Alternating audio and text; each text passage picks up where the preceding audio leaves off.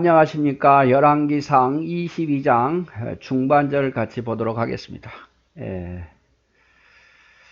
자, 앞 시간에 우리가 보았던 것은 아합과 여호사밧이 아람 나라가 아직 돌려주지 않는 길르앗 라못을 치려고 동맹을 맺은 장면을 보았고, 모든 거짓 선지자들은 다 아합 왕이 이길 거다라고 예언을 했지만 참 선지자인 미가야만 아니다.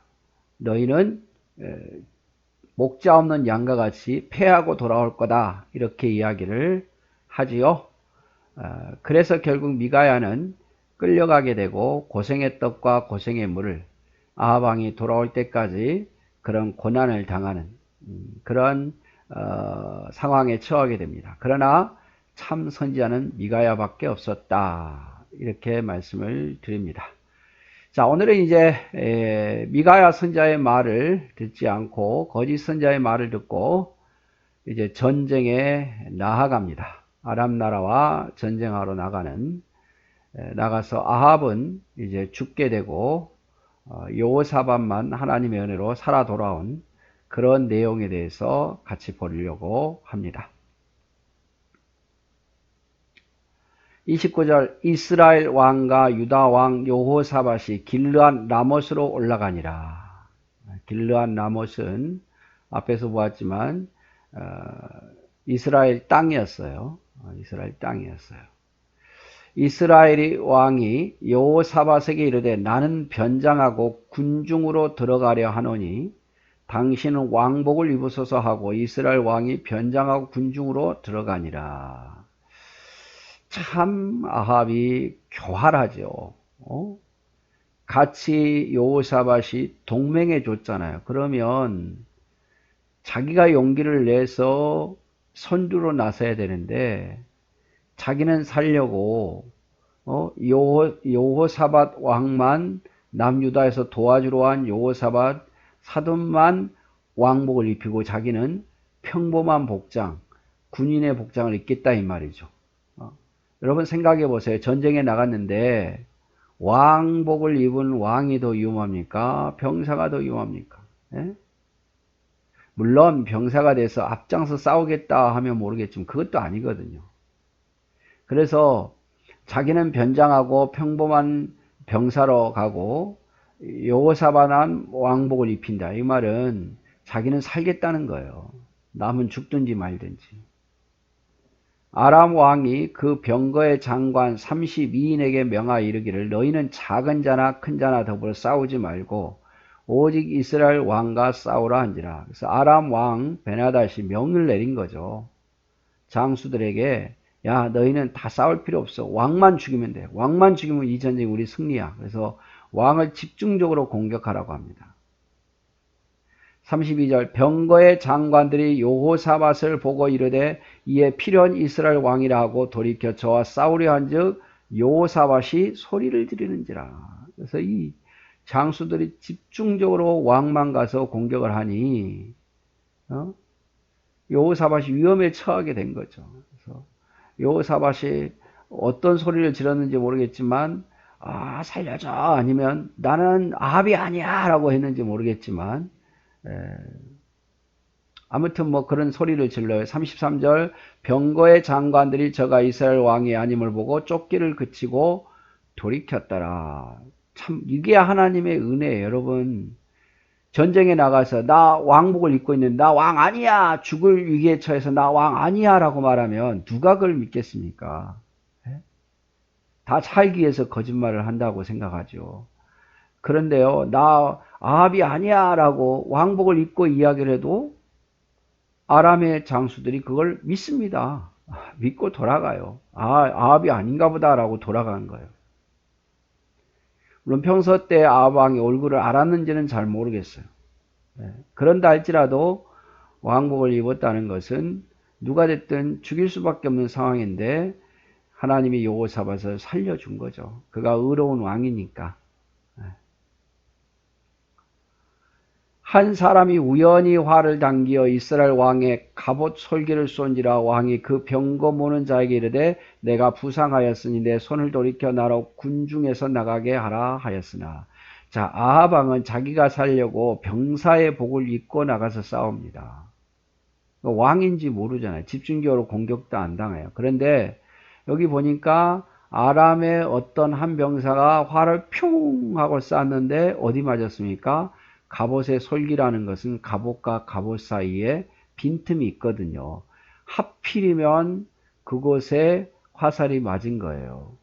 갑옷에 맞았으면 갑옷을 뚫지 못했을 텐데 갑옷과 갑옷 사이에 있는 빈틈에 화살이 꽂힌 거죠. 여러분, 이게 우연이라고 생각합니까? 하나님께서 여호사밧을 살려준 것도 우연이 아니고 아합 왕이 하필이면 그 갑옷 중에서 그냥 어떤 한 병사가 아합이다라고 내가 저 사람 쏴야 되겠다라고 쏜 게 아니라 그냥 평 하고 쐈는데 그게 아합에게 맞은 거죠. 그것도 갑옷과 갑옷 사이에 갑옷이 연결되지 않는 부분에 가서 맞아서 부상을 당하는 거예요. 그래서 부상을 당했어도 빨리 전쟁에서 벗어나면 치료하면 됐는데, 그러나 35절 이날의 전쟁에 명렬하였으므로 왕이 병거 가운데 붙들려 서서 아람 사람을 막다가 저녁에 이르러 죽었는데 상처의 피가 흘러 병거 바닥에 고였더라. 예. 나갈 수가 없는 거예요. 앞뒤로 그냥 적군들이 가득하고 뒤로도 물러날 수 없고 앞으로도 갈 수 없는.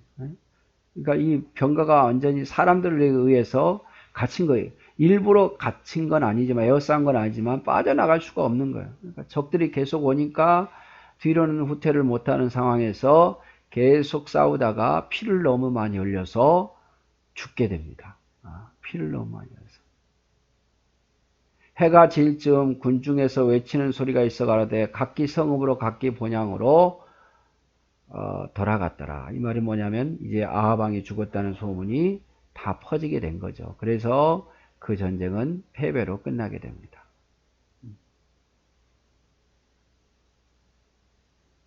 왕이 이에 죽음에 그 시체를 메어 사마리아에 이르러 거기 장사하니라.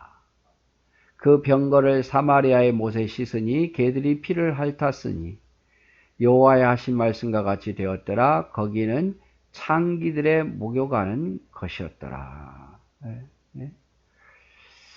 그래서 이제 그 왕이 죽고 시체를 사마리아까지 옮겼는데 피를 얼마나 흘렸던지 병거 위에 피가 가득했어요.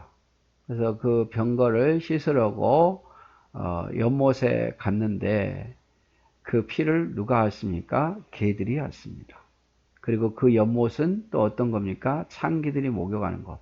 즉 창기들이 목욕하는 것은 부정하다고 여겼거든요. 부정하다고. 부정한 곳에서 일단 급하니까 병거를 씻었고 그 피를 개들이 핥아 먹더라 이 말이죠. 우리가 앞에서 보았지만 엘리야를 통해서 이미 예언했잖아. 너가 죽게 되고 네 피를 개들이 핥게 되리라. 그 말씀대로 되어진 거예요. 39절 아합의 남은 행적과 무릇 그 행한 일과 그 건축한 상하궁과 그 건축한 모든 성읍 이스라엘 왕 역대지락에 기록되지 아니하였느냐. 아합이 그 열조와 함께 잠에 그 아들 아하시야가 대신하여 왕이 되었더라.